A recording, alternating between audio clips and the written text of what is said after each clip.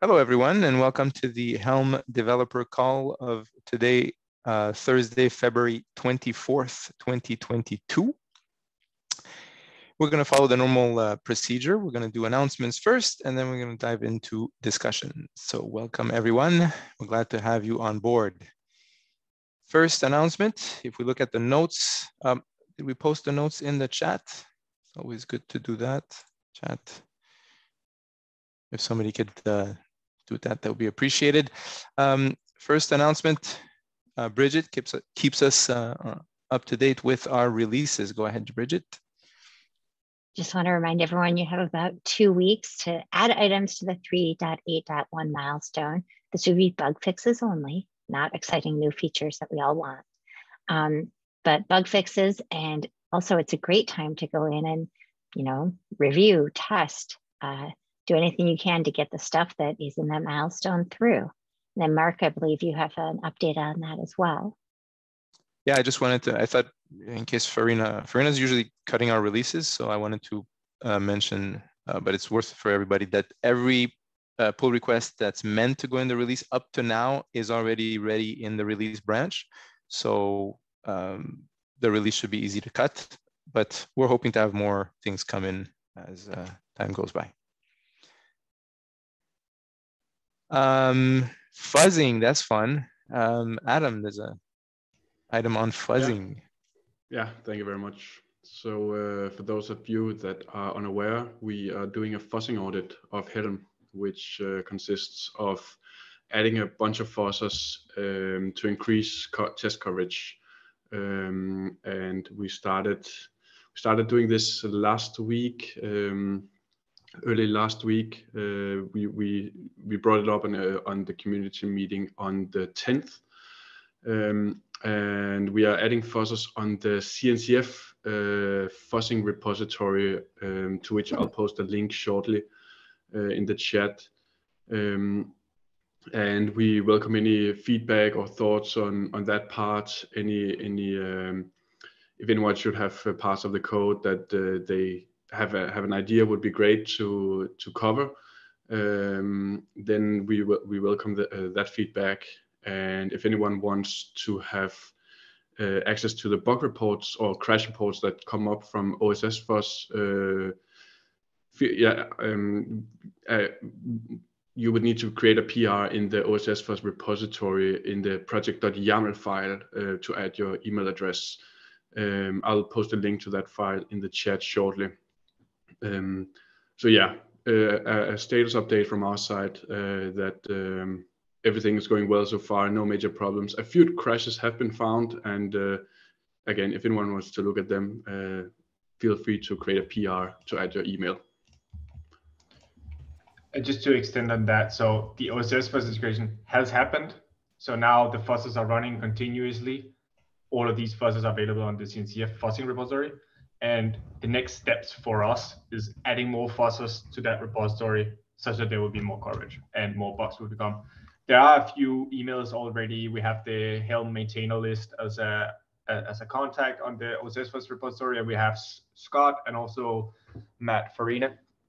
So yeah, so that stage is gone. The next step for us is just add more fuzzers really, and that will be the goal for until the next meeting. Great, excellent. So you mentioned the fuzzers that run. I'm sorry, I haven't followed all the details. They run regularly, so they'll if a regression comes in, it'll be detected. Yeah, that's right. So the fuzzers. Oh, do you want to take this out? Yeah, it's very short. Yeah, short answer from me. Yes, that's correct. Yes, they run continuously, probably around 3 to 4 times a week, and they would catch regressions. And what happens? The goal of this work engagement was to integrate into OSS Fuzz. And OSS Fuzz is this free service that is run by Google by way of a GitHub repository. I just put a link up. And the main point is simply that you have a simple setup there, and Google will run all the fuzzers on their infrastructure. They have like 100,000 cores or something. They run for a lot of open source, security critical open source projects. That's really it. So it will run indefinitely by them, even after we are done. And the point is also, so this is like an open source security report, like effort that they are putting in, and that's essentially one of the key goals of this engagement. And they will continue indefinitely as long as the Helm maintainers are happy to have it, and Google also happy to have it. Great. Okay. I don't know, I'm not sure if you saw so you can see the specific code related to Helm on the OSS repository on this link.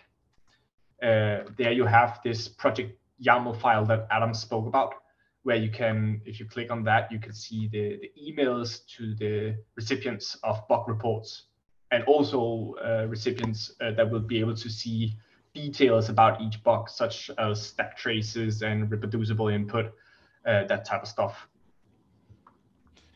And out of curiosity, when something is detected, is there an issue opened on Helm, or is there something?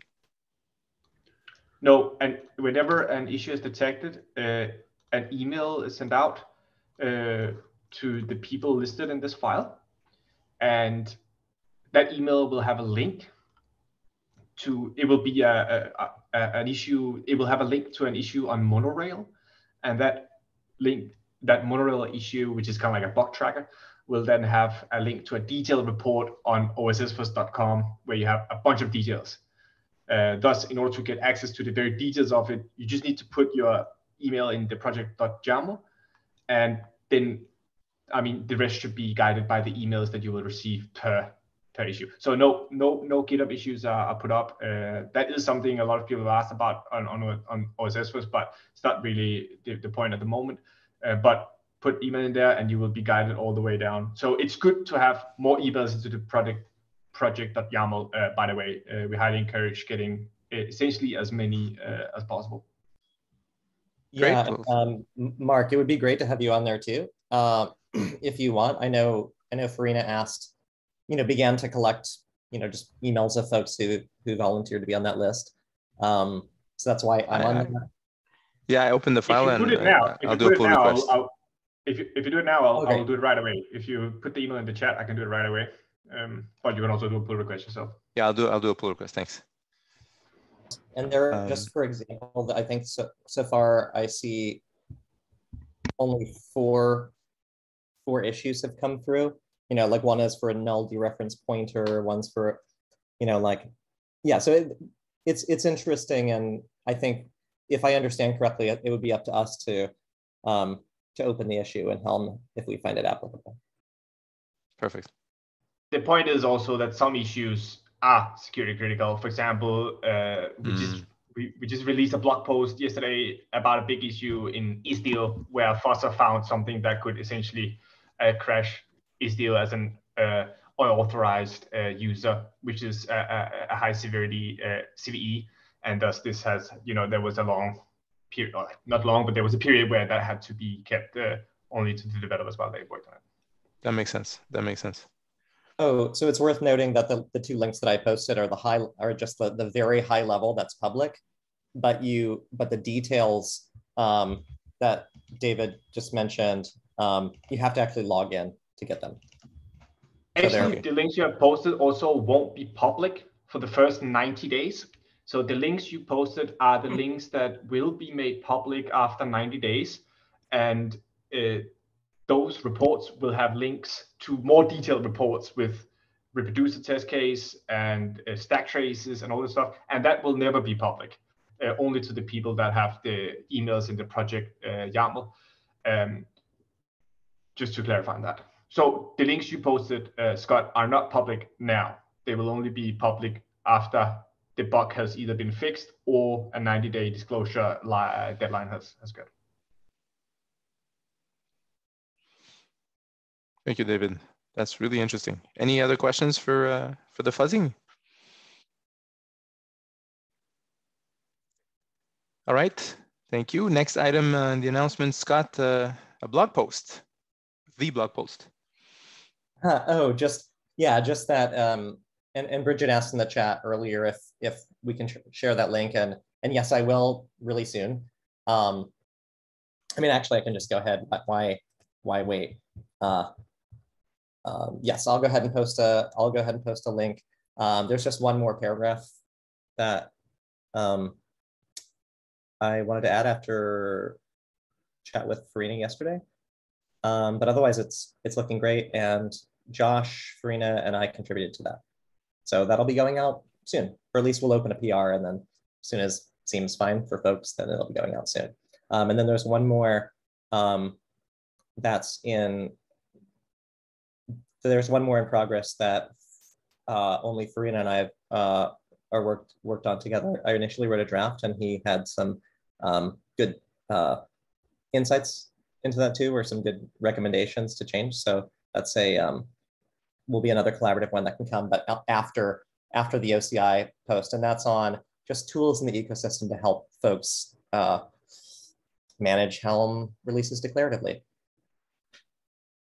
That's awesome, Scott. Yeah, I have a colleague on our tech writer team who's actually interested in and willing to read the draft and comment on it. So, technical person, but without a ton of OCI familiarity. So I feel like that would be a really helpful perspective.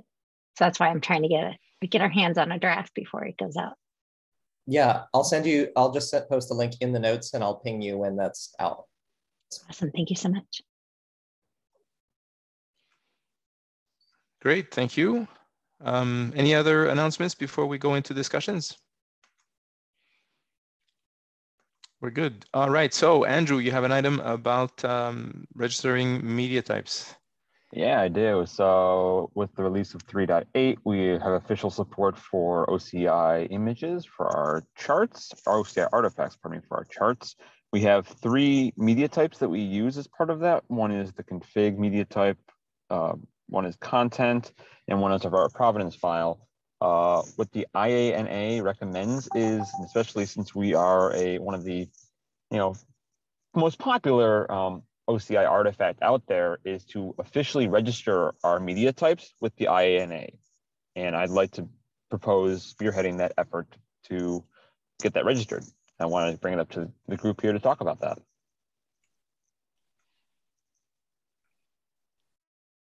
Hopefully one of the experts on OCI has an opinion.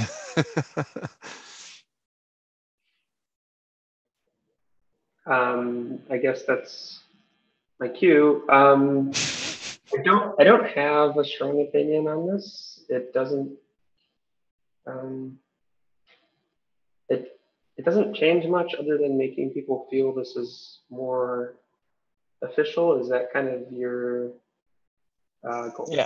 It's putting a stamp on this, right, to make us more official. As you said, like WASM, they have an official registration.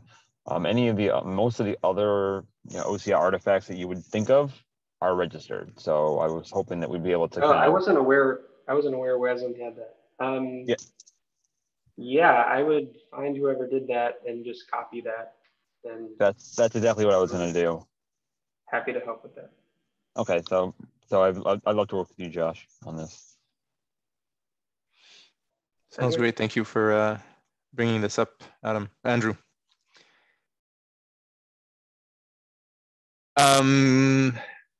Next item, Karen, KubeCon Europe. Yeah, so I'm kind of just following up on some conversations that I had with Scott yesterday. So for now, I signed us up as being interested, basically like I'm not committing to anything yet, but saying we're interested in doing like a part-time project pavilion booth. So if any of you have gone to KubeCon in the last 2, maybe, I guess like San Diego and the last one in LA, we had basically a little turnkey Helm booth. So it's very similar to like when a company has a booth at the conference, but I'm going to do half days so that we don't have to be there the whole entire time, just because it is a bit hard to get people to staff, especially since they'll be in Europe. And then we will also host virtual office hours. So I think that a lot of you have seen this before. These will be on Bevy, and basically, I think we'll probably have between 1 or 2, maybe 3. It's up to us. Slots where we'll just do calls for like an hour at a time, and people basically come and just do Q&A with the maintainers. And then The other thing that I wanted to check in with people on is to see if we feel like we might want a meeting room. They're offering projects like an opportunity to have access to like a room if anyone wants to do like in-person project conversations. And then there's also the bug bash, which I'm not too sure on the details about, but I kind of wanted to gauge people's interests and get a sense of like who's going, kind of what staffing could possibly look like for Europe.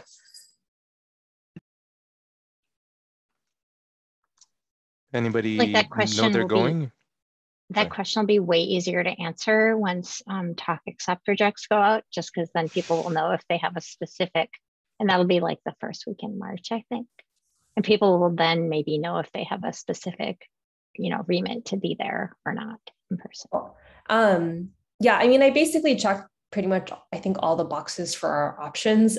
So just kind of keep this in mind. And like, if there's a clear meeting that we want to have, let me know that as soon as possible. And then I'm going to assume that at the very least, like doing the virtual office hours are probably something we can hold down. Yeah, cool.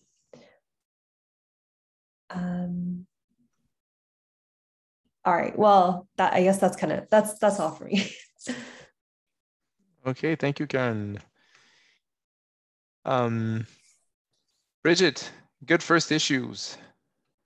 Oh, I think maybe there must have been like maybe some of the CNCF efforts to get new contributors in or something have led to interest. I've seen people joining various Slack channels, including the Helm channel on Kubernetes Slack, and saying, oh, I'd like to work on good first issues. And then, of course, being a new member of the community, they're saying, oh, the good first issues are all claimed. And I went and I looked and I gave them a few ideas of like, oh, maybe over this over in the docs repo or whatever. But I was thinking, I know I brought this up before, but I think we could make another effort to kind of have the people who are more experienced on the project take a pass through, the first page or so of issues. If you see any that are a good first issue, tag it as such, because I would hate to lose the enthusiasm of new people who want to come in, and we kind of need to give them a little bit more of an on-ramp. Thank you, Bridget. That's what I got. All right, that was the last item. I had an item, but I'm going to postpone it because it has to be with Matt Farina, who investigated our bot labeler. I just wanted to clarify some info with him. Any other items you guys like to put on the agenda? We have 10 minutes, so don't be shy. Before we go further, Karen did mention in the chat that we need people to moderate, take notes, and do bug triage for next week. And I know a number of us possibly are going to be out, so I want to make sure that we actually cover that today.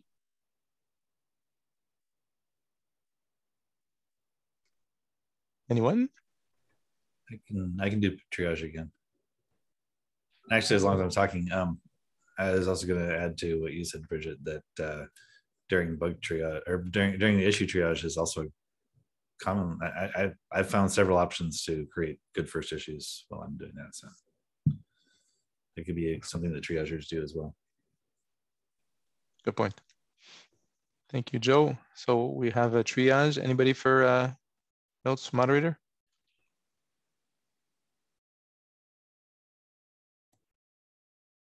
I can moderate again, or I can moderate. I can take the next round. Thank you, Scott. Notes?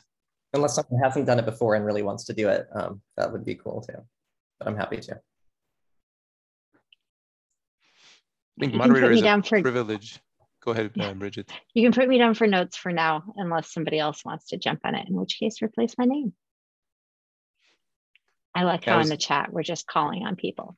I was going to say the moderator, I believe, is a privilege for the maintainers, and now we have a few new triage maintainers, which we may be interested in trying that out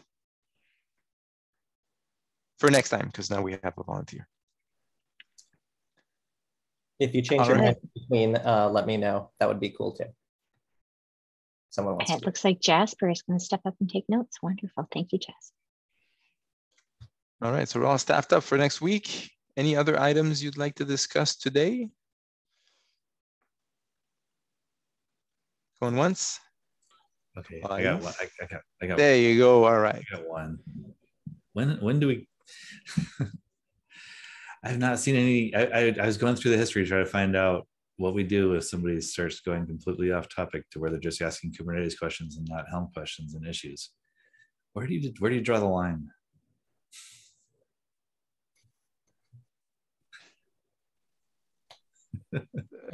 That's the way I feel about it, Mark. I think that in the past, once it has gotten to the point where it was clear that they were asking Kubernetes stuff, we've done one of two things. We have responded with just redirects out to Kubernetes resources, usually either Slack or the documentation, and then said, this is not a Helm issue, but if we have any more things related to this topic that are Helm issues, let me know before I close the issue or something, before I close this ticket or something like that. Because very frequently people come frustrated with a Helm chart, discover that it's a particular resource, discover that it's a nuance of Kubernetes, and it's their debugging path, which is not necessarily the something we can help with tremendously. So cool. But usually at that point, it's like redirect and tell them that if they don't have any Helmy things, where you're going to close the ticket so that they don't get offended that you're when you close the ticket a week later. And out of curiosity, Joe, was it a case like that, or was it a case like where you're starting to debugging for them and they kind of? We want to do this really weird thing with the chart installs a job, and then we want kubectl to copy the job or copy the template into a pod. It is bizarre. It's totally abusing the API as a data store.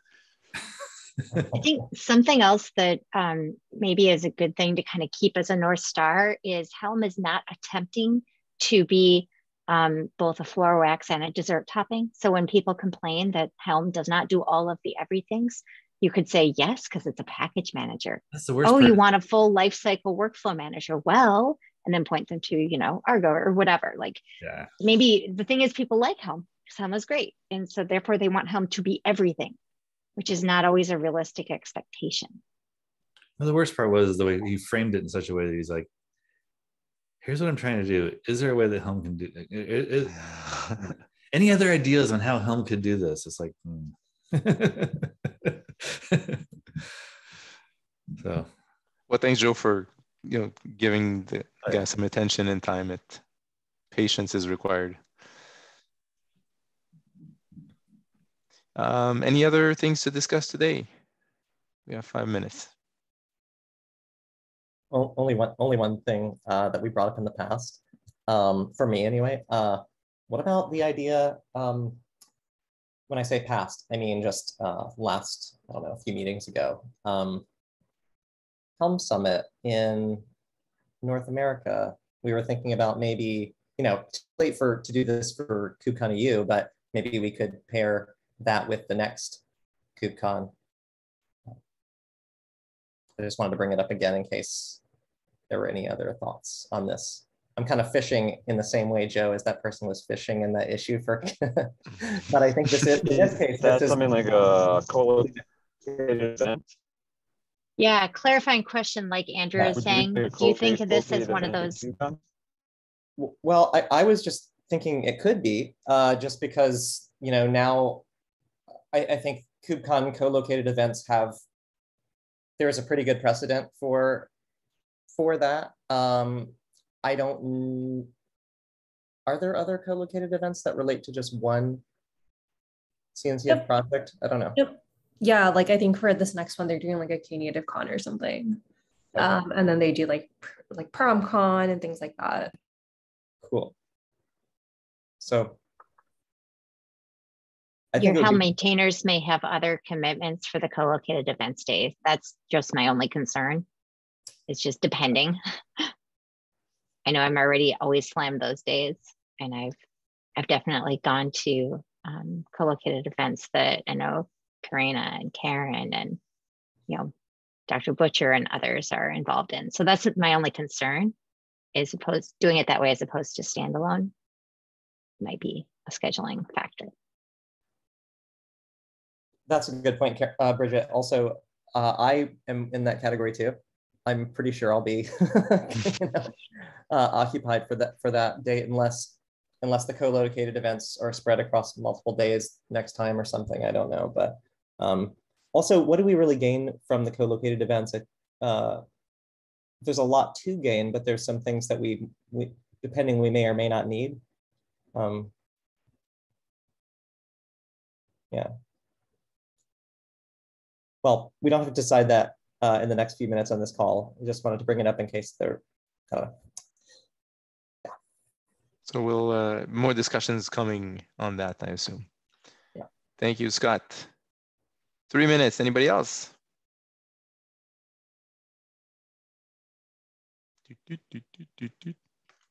All right, then. Thank you, everyone, for coming. Big attendance today. It was really enjoyable. And I wish you a good rest of the week. You guys all take care. Bye, everyone. Thank you.